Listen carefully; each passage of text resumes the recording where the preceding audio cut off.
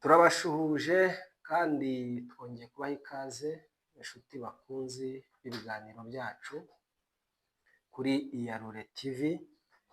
Iyarure TV ni televiziyo yanyu nziza kandi yacu ibagezaho ibiganiro bigiye bitandukanye. Njyewe muri kumva ndi MC Theo. Uyu munsi tugiriwe umugisha wundi kandi ukomeye cyane. Murabona kuri screen zacu ko hari umuntu udasanzwe, umusaza w'imyaka 70, inzu y'ibitabo, umunyamateka, agiye kutuganirira atubwire byinshi. Tumuheruka aduha ubuhamya igice cya mbere, ariko kuko twasanze afite ubuhamya burebure, tugiye kuzakora ama episode y'ubuhamya. Ngira ngo ubwo duherukana yaduhaye ubuhamya bw'ukuntu bw'imibereho ye, ukuntu Yesu yamwihishuriye. Ngira ngo twashoje atubwira uburyo yakijijwe, ariko ngo hari imirimo Yesu yamukoresheje amaze gukizwa, ndetse kugeza n'uyu munsi ari umushumba.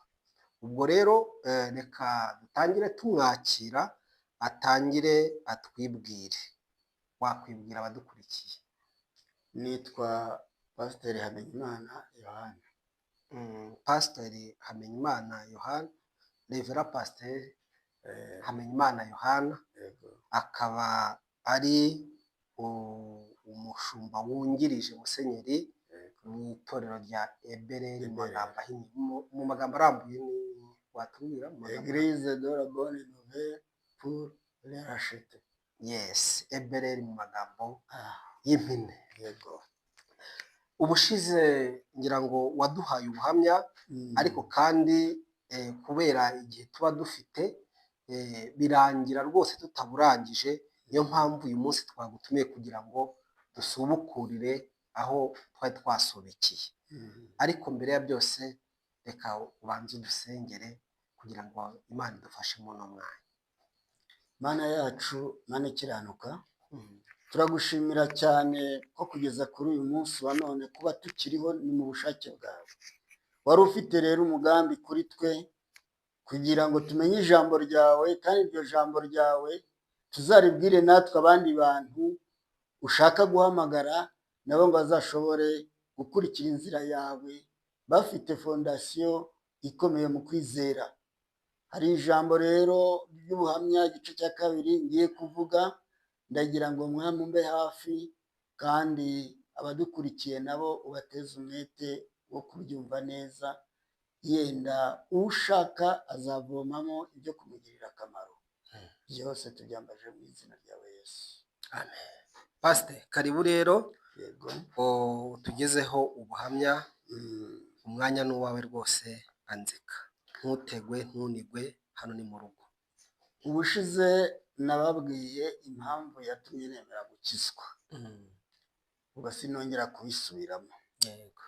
Ariko nyuma yo gukizwa hari imirimo Imana yankoresheje. Umurimo wa mbere mvuga ni uburyo Imana yanyambitse imbaraga zo kujya gutwika imiti y'ikiryango navukiyemo. Imiti yari ifitwe na ba data wacu, kandi bambwiraga ko iyo miti yari uruherekane, nabo bari baragiye bayisigirwa n'ababyeyi babo. Umunsi umwe rero data wacu mukuru wari uyitunze yaje gufatwa n'uburwayi, araremba. Noneho ajya mu itorero bari baturanye ryo muri ADEPR agira ngo bamusengere, ariko bamubaza ibyo atunze ngo abyihane akanga. Agumya kuremba, bigezeho antumaho. Yari amaze kumenya ko nihannye nabaye umukristo. Antumaho. Aho wari umukristo, wari utaraba pastor? Nari ntaraba pastor, nari nkiri umukristo. Antumaho musangiwe mu rugo. Arampamagara ati, mwana wanjye, bambwiye yuko wabaye umukristo wiyeguriye Imana. Ese iyo Mana ibaho? nicyo kibazo cya mbere yambajije. ndamubwira nti rwose Imana iriho, ujya ubonana nayo se? Twebwe dufite uburyo dushyikirana nayo, iyo twagiye kuyisenga iratwihishurira, ifite n'abantu iba yarahaye ku mbaraga zayo bakavugana nayo, Imana ikakuvugisha. Barambwira ngo niba Imana ishobora kukuvugisha ugende uyimbarize, hano hari imiti y'ikiryango mfite. Ndagira ngo wagiye ubibona utarihana ibyo twajyaga dukora, nibura rimwe ku mwaka umuryango wose ugaterana bakabaga inka, bakabandwa, bagaterekera, ibyo byose wagiye ubibona. Iriya miti rero nkubwira ni iy'igisekuru cyacu, data yarayisigiye, nawe yarayisigiwe na sekuru, ariko umaze kwihana twaravuze ngo duhombye umwana mukuru kandi twabonaga umunyabwenge washoboraga gutunga iyi miti. None turabigenza gute? Njye ndarwaye rero ngiye gupfa, kandi iyi miti igira imbaraga. Ndamutse mpfuye ngayisiga hagati muri mwe, nawe tuyisigiye uzabikoresha neza, yabica ikabamara. Genda umbarize iyo Mana niba iyo miti yayinkuraho ngagenda njyenyine, mwebwe mugasigara amahoro, kuko nisigara muri uyu muryango mwese izabamara. Ndamubwira ngo mpa uyu munsi njye kuyibaza, ejo nzaza kubwira ibyo yambwiye. Umusaza yarambwira ati rwose genda ushyikirane n'iyo Mana yawe, ejo uzaza ariko ntuzasibire. Naragiye mfite umunezero mwinshi. Wa Mana we, uriya mugabo bajyaga bavuga ko ari umunyamiti, miti yiwe sinyizi, umbwire icyo nakora, njyewe ntabwo nabishobora. Buriya bagira kondisiyo abapfumu, bavuga yuko imiti yabo uramutse uyikozeho ishobora wowe kukwica, kandi nta muntu ngo wayivanaho. Niyo mpamvu bagomba gupfana ibanga batarimenya. Njyewe naragiye ndasenga, naraye nsenga nijoro njya mu cyumba ndasenga, kuko maze gukizwa Imana yangiriye ubuntu, impano y'ubuhanuzi, kavugana nayo. Ibibazo byose narabiyeretse nijoro, Imana iranyihishurira iranganiriza, irambwira ati iriya gahunda ivuye iwanjye. Uriya mugabo niwe ufite imiti y'ikiryango yose. Abantu banyu bagiye barwara bagahura n'ibibazo byaterwaga n'iriya miti y'ikiryango, bivuye iwanjye rero kugira ngo mbakize. Ntutinye, ejo uzagende tuzaba turi kumwe, nzaguherekeza. Iyo miti njyewe nzayitwika kandi ntacyo bizagutwara. Mu gitondo rero narazindutse ndagenda, ngezeyo nsanga wa mugabo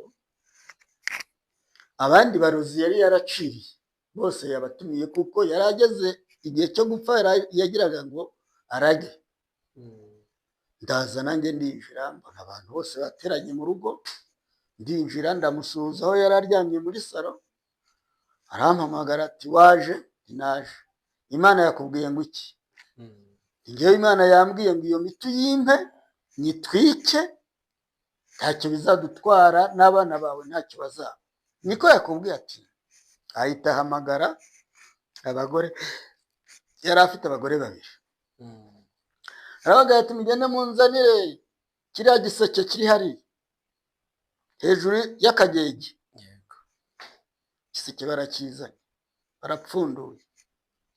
Umuhungu we mutoya, umuhungu we nako mukuru, yirukanka asanga ba mukase, arababwira ati ibyo bintu mugiye gukora ni ibiki?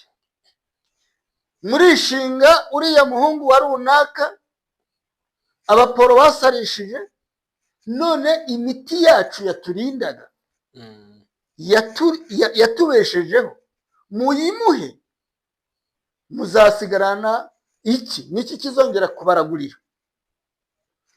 Apfundura cya giseke, avanamo agahembe kagufi asigamwo andi mahembe abiri manini, nabonaga ari amahembe y'impongo, ariko akandi ko sinari nzi ari iyihe nyamaswa.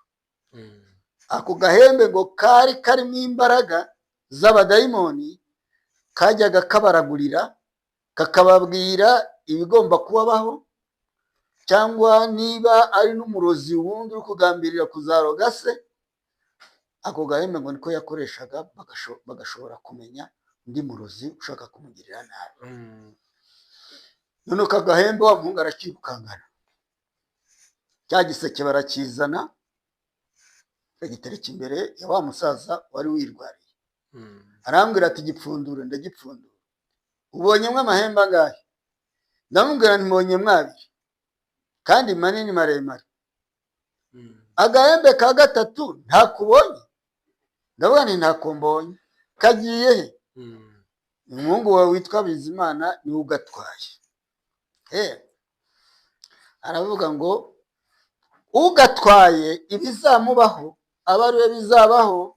Ayo mahembe yandi ubonye aho ngaho niyo miti yindi ubonye, iyo niyo yari imiti yanjye, kuko harimo umuti w'uruhereko, hariya harimo umuti nanjye nashoboraga gutuma umuntu nkamutunga ihembe yenda yarangiriye nabi, rya hembe rikamuhitana, cyangwa umuntu undi nk'amadeni yaranze kuyishyura nkarimutuma, rikamuniguza, ryamuniguza akazasaba ko muha umuti akamba ku mafaranga. Atubigenze uko Imana yawe yakubwiye. Ubwo kandi wa muhungu yakatibikanye, yarakirukankanya arigendera. Umuhungu arambwira ati uwo nguwo ibizamubaho azaba ajya yifasha, wowe ibyo ubonye ngibyo nta kindi gisigaye, ngibyo aba ari byo ukora, niba ushobora kubinkuraho ubinkure. Nahise ngenda njya mu rugo, hari igihe cy'izuba cy'umuki, munsi y'urugo hari hari ibikawa bagiye batemagura byumye, ntemaguramo inkwi zumye, ubundi ndaza ndacana umuriro. Abarozi bose bari inshuti ze, bari bateranye mu rugo. Hari harimo umurozi umwe wari murumuna we, yari data wacu muto.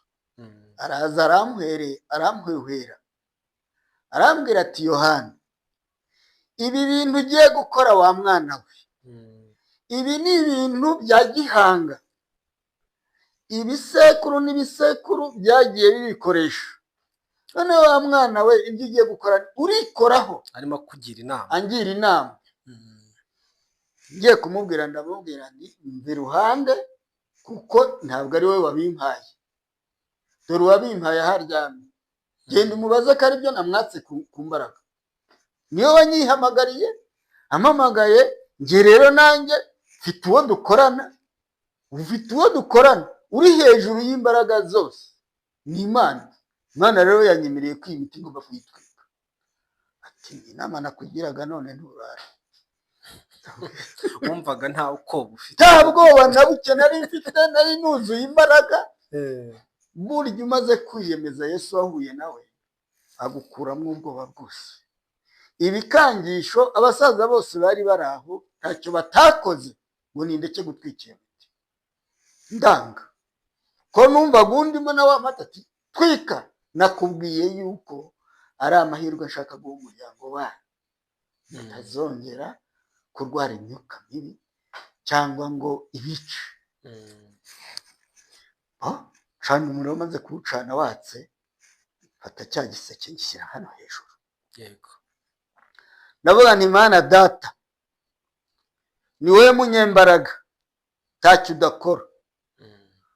Wururuke utwike iyi miti, aba bantu bose bareba ibyo bizeraga ubitesha agaciro, kandi imiti aba ari wowe uyitwara. Uyitwike wenyine ubitware, aho ubijyana simpazi. Ariko ndagusenze ngo uyu musaza wemeye kumenera ibanga umubabarire, kandi ubabarire n'umuryango we. Nanjye dore ndi uwo mu muryango we.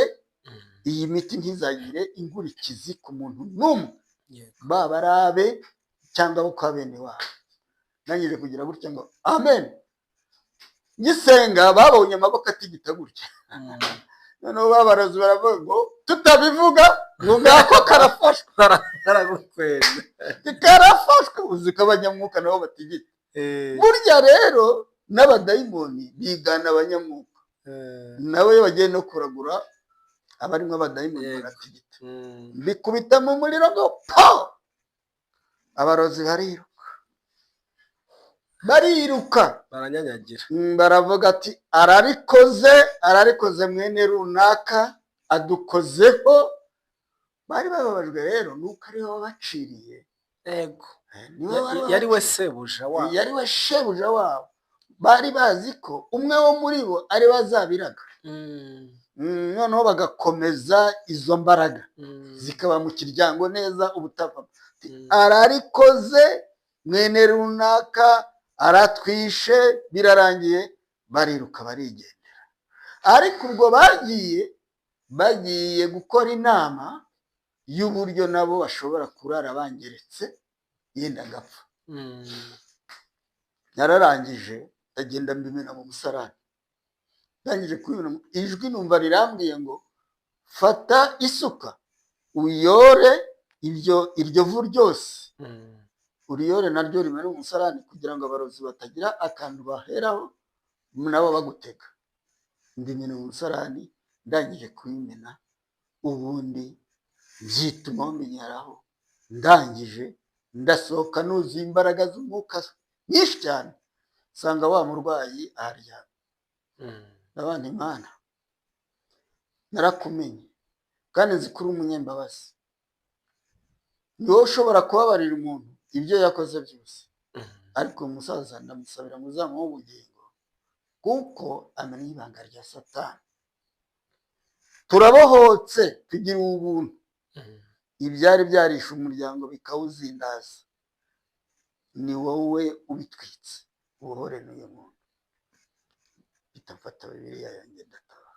Nyuma yaho nta ngaruka wagize? Ndabikubwirwa ntibirarangira. Ngenda ataha, maze gutaha nijoro nabonye Imana yanyeretse abadayimoni bari bohereje ngo baze kuza kuntera. Mbona abadayimoni bamanuka binjira iwacu, ariko bageze mu bikingi by'amarembo basanga hari umugabo uhagaze, marayika, ateze amaboko gutya, arabakanga ati mwebwe murajya he? Ngo tuje kureba umuntu wadutwikiye ibintu. Inde? Uyu muhungu witwa Yohana. Umutoke arabakubita, uriya ni uwanjye ntabwo ari uwanjye, ntacyo mushobora kumutwara. Nararyamye ndasinzira. Iyo ufite Yesu ufite byose, zaba ari intwaro zimeze gute ntizagushobora. Yesu yamaze kukwiyereka. Iryo joro turaryama, bigeze mu ma 10:00 mu gitondo cya kare, abahungu ba wa mugabo barazindutse, kuko wa musaza yageze nko mu ma 9:00 arapfa. Uwo munsi ubitwika, umusaza yagejeje mu ma 9:00 arapfa. Ubwo si byo byamuhitanye ko amenya amabanga? Nkubwire ko byagenze. Abahungu be babiri baje kundeba, barambwira ngo Yohana, ngwino ujye gushyingura iso wanyu, ni wowe umuciye urutse. Wowe mwishe kuko watwitse ibintu bye, none utumye papa apfa, habuze umuti wo kumutabara. Wabyitwaye mute?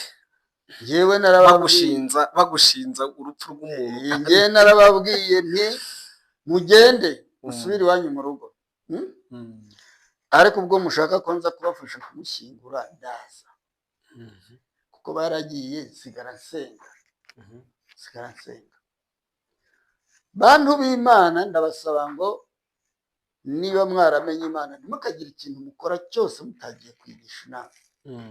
Imana yacu iravuga kandi irabona, irambwira ngo genda, reka habanza hake, genda nta kintu. naragiye ngezeyo mu gitondo nsanga barimo gucukura, turarangiza ndamushyingura. Imana ukuntu ari inyembaraga yahuruje n'abandi bakristo bo mu rindi torero bari batoranye bo muri ADEPR.